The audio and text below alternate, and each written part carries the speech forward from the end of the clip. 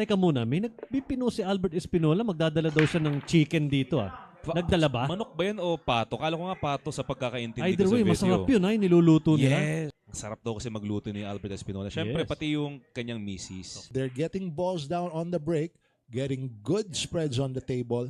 Bumibilis kasi ano rin yung kumpiyansa Nag-set in na rin yung confidence. Yes, yung confidence na on the table. Ayan na, tingnan niyo yung rhythm nila ngayon.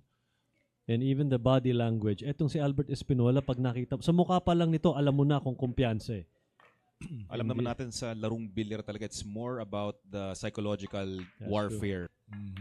But now he's back. Well, speaking of which, looks like si Panday and si Cunanan are not gonna have any chance at the table. Oh, ayan na, nag-aasar na yung dalawa. That's a good sign,